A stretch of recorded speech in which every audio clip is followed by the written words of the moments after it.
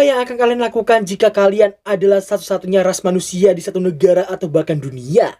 Pastinya kalian akan merasakan diskriminasi yang teramat sangat besar kan di sana. Kenapa gue ngomongin hal ini? Karena pada video kali ini kita akan memulai sebuah anime yang mengisahkan tentang semua hal tersebut.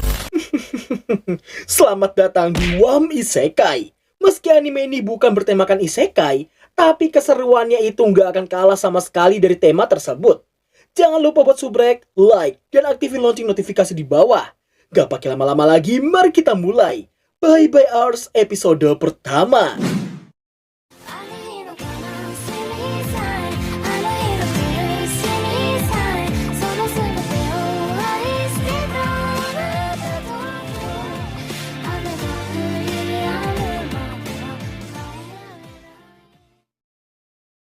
Anime ini dibuka dengan menampilkan dua orang yang akan segera beradu mekanik. Sosok dengan aura biru lalu menekankan bahwa itu adalah tugas terakhirnya sebagai seorang Enola. Apa yang terjadi sebenarnya? Siapakah kedua sosok ini? Dan kenapa mereka akan beradu mekanik di sana? Tenang aja, karena anime ini baru aja dimulai.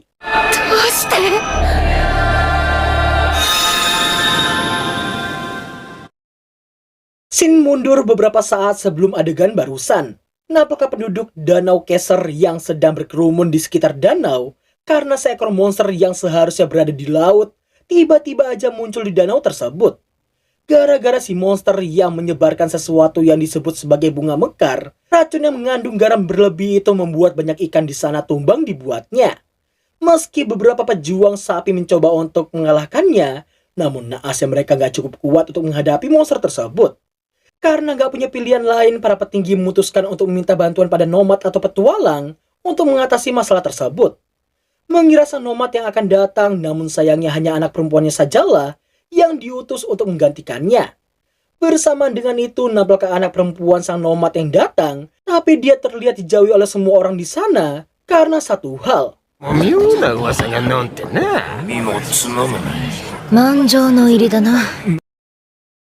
Dilihat dari reaksi semua orang di sana, sepertinya MC bernama Bell Lovelock ini berasal dari ras yang belum pernah mereka lihat sebelumnya. Noperabu, itulah cara mereka memanggilnya.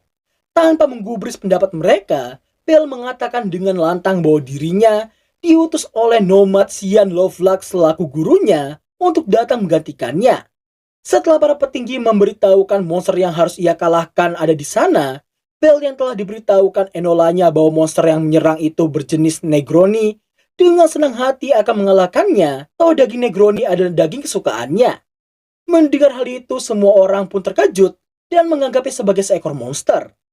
Setelah Bell membuka bajunya dengan alasan ingin meringankan tubuhnya, nampaknya gadis ini yang berlari untuk menguji seberapa kuatkah lawannya kali ini.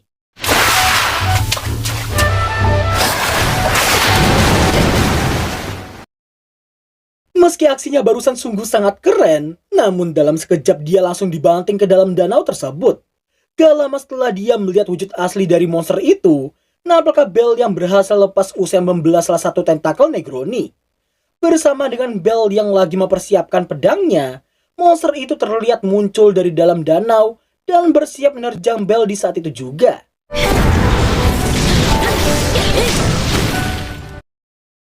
Mengira serangan barusan cukup kuat untuk menumbangkan si Bell, sayangnya Bell keburu mengaktifkan kekuatan pedangnya tersebut. Setelah pedang bernama Runding itu bangkit, nampaknya bunga-bunga kristal yang berterbangan di sekitarnya.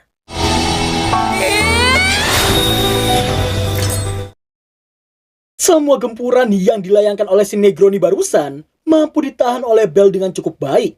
Bahkan dia sampai bisa melakukan counter attack disusul dengan mengulti monster tersebut. Dan pada akhirnya,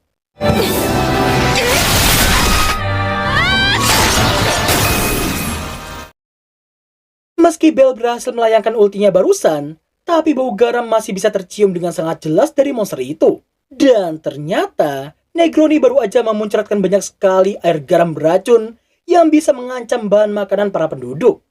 Bell yang lengah terlihat dicengkram oleh Negroni di sisa hidupnya. Entah bagaimana caranya, tapi yang pasti Bell baru aja berkomunikasi dengan Negroni yang mengaku ingin kembali ke laut tapi nggak bisa melakukannya karena tugas penebar benih garam kristal yang diberikan padanya. Meski Bell merasa kasihan pada Negroni itu, namun karena racun yang sangat berbahaya bagi semua orang, dirinya hanya bisa minta maaf dan berniat mengakhiri penderitaan monster tersebut.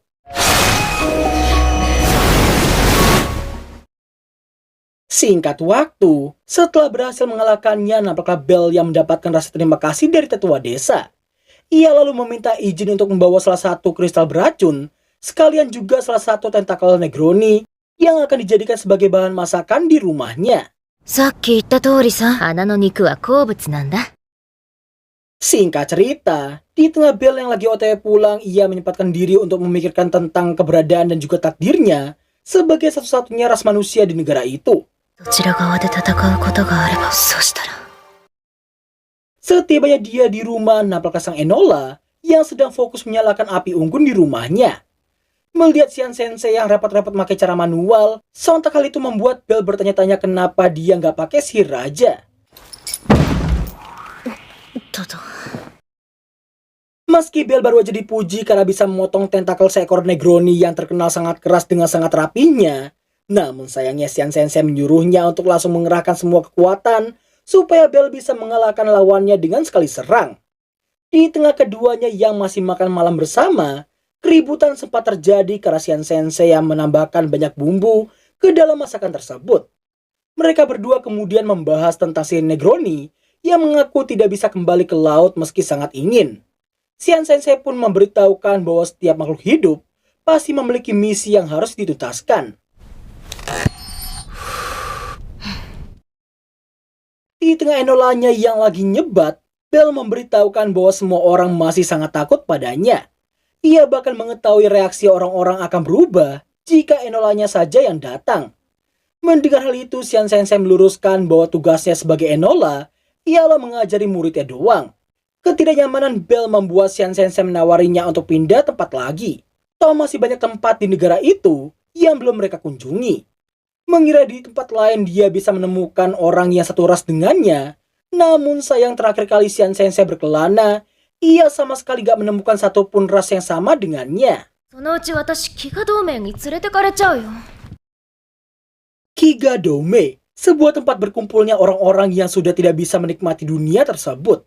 Bell juga merasa akan tamat jika sampai ditangkap oleh orang-orang dari Kigadome. Dirinya bertanya-tanya kemanakah ia harus pergi untuk bisa berjumpa dengan rasnya tersebut. Kesendirian itu tentunya membuat siapapun yang merasakannya juga akan merasakan penderitaan yang sama seperti si Bell. Xian Sensei yang menyebut perasaan itu dengan sebutan nostalgia. Seketika itu pula Bell langsung meminta untuk diajarkan bagaimana caranya untuk mengatasi perasaan tersebut. 旅に出るか Xian Sensei menambahkan di negara Swordland itu tidak ada satupun orang yang sama sepertinya. Namun mungkin aja jika Bell melakukan petualangan ke negara lain, dia bisa menemukan dunia yang cocok untuknya. Sang Enola juga menyarankan supaya Bell mengikuti ujian untuk menjadi seorang nomad sepertinya. Ia merasa yakin Bell pasti bisa lolos dengan sangat mudah, apalagi dia adalah muridnya. 俺はお前にはなれない。同じくらいにな。いきなりあんなこと。 Bell sendiri telah menyadari bahwa kehidupannya bersama Xian Sensei pasti akan segera berakhir, dan akhiran itulah yang akan menjadi awalan dari kehidupan Bell yang sebenarnya. Setelah ia mematikan lampu dan ingin segera tidur, secara tiba-tiba Runding bereaksi terhadap perasaan sedihnya si Bell. Singkat waktu, bayangan yang kita lihat saat ini nggak lain adalah masa lalunya si Bell sewaktu pertama kali terlahir dari seonggok batu kristal. Karena rasnya itulah Bell jadi diasingkan hanya karena berbeda dari yang lainnya. Penderitaan yang dialaminya itu hanya bisa ia pendam seorang diri, meski Bell memiliki orang tua angkat sekalipun. Setelah terus berlari dari kejamnya dunia, Bell yang seperti merasakan sesuatu nampak menghampiri sumber perasaannya tersebut. Ia mengarahkannya langsung ke sebuah gudang. Di dalam sana Bell mendapati sebuah pedang yang disegel dengan sangat kuatnya. Setelah Runding menerimanya menjadi teman sekaligus pemiliknya, nampaklah Bell yang harus menghindari semua penjaga usai dituduh telah merampok pedang tersebut.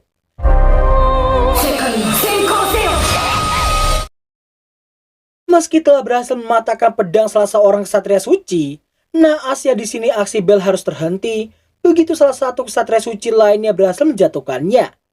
Merasa kasihan dengan Bell yang menganggap Runding sebagai temannya, pada akhirnya dia cuma dipenjara dengan runding yang diberikan padanya. 友達 その剣欲しかったのか。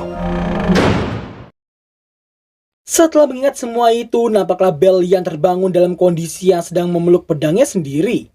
Di pagi harinya nampaklah para tetua tikus yang datang untuk memberikan imbalan atas jasanya si Bell kemarin. Namun di saat mereka yang melihat Bell yang datang, seketika itu pula mereka langsung kabur dari sana. Bell yang telah menguatkan tekadnya sendiri membuatnya ingin mengatakan hal serius dengan enolanya tersebut. 私、旅に出るための試練を受ける。 Meski terkesan terburu-buru, tapi karena Xian Sensei mengetahui keteguhan hatinya si Bell saat ini, dirinya gak memiliki pilihan lain selain menyuruhnya untuk mengambil pedang mereka. Dan pada momen inilah Bell akan mendapatkan pelajaran terakhir dari Xian Sensei. Ajaran terakhirnya itu diketahui merupakan sebuah kutukan yang harus diemban oleh semua nomad di seluruh dunia. Kutukan ini juga merupakan ujian pertama bagi Bell jika ingin menjadi seorang nomad sepertinya. Untuk Xian Sensei sendiri, kutukannya ialah hanya bisa menggunakan kekuatannya untuk mengajari seseorang. Dan ajaran kutukan itu akan diwariskan lewat darah ke nomad lainnya.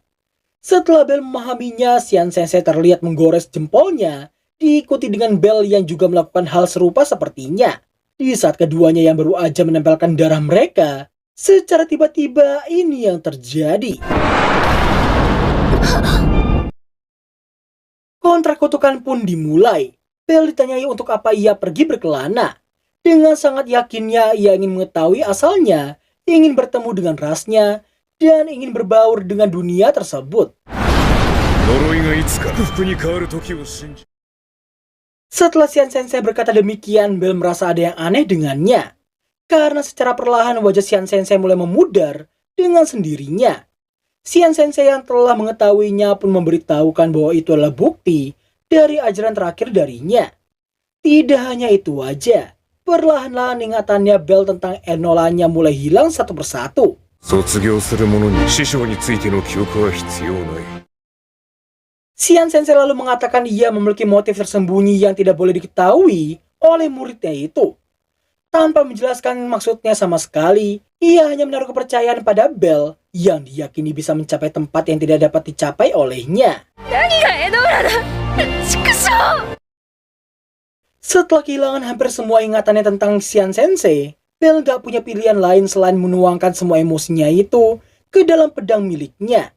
Xian Sensei sendiri sudah pasrah menerima takdir yang akan segera menimpanya. Bell yang telah menganggapnya sebagai orang tuanya sendiri pun hanya bisa menangis jadi-jadinya begitu ingatan kali pertamanya bertemu dengan Xian Sensei turut menghilang dari memorinya.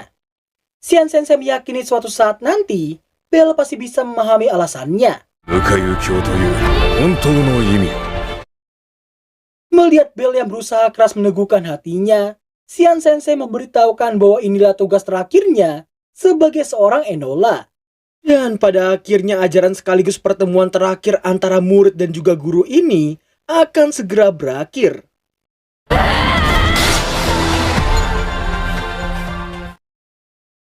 Dan berakhirlah alur cerita anime Bye Bye Ars episode pertama. Gua cuma bisa ngasih satu pujian ke anime ini. Best anime di musim ini sepertinya dipegang oleh anime Bye Bye Ars. Kenapa gua bisa sepede itu? Terlepas dari kenapa Bell bisa terlahir di dunia demi-human dan kenapa bisa nggak ada manusia sama sekali di sana. Bentar, BTW gue disclaimer dulu ya. Ini bukan semerta-merta Bell itu punya paras dan karakteristik waifuable loh ya. Konsep story, grafis, mau itu karakter ataupun latar dunianya, serta pergerakan dan efek serangan yang dilakukan oleh si Bell tadi, bahkan seiyuu dari karakter Bell dan juga Xian Sensei, bisa gue bilang 100% bisa menggambarkan sosok kedua karakter itu dengan sangat baik. Dan dari semua itu, aksi penutup episode pertama inilah yang terbaik menurut gue. Entah gue doang atau kalian juga, tapi di ending pas Bell dan Xian Sensei melakukan kontrak kutukan darah, kita sebagai penonton seperti dipaksa untuk merasakan apa yang dirasakan sama si Bell. Terkhususnya pada adegan Bell yang perlahan-lahan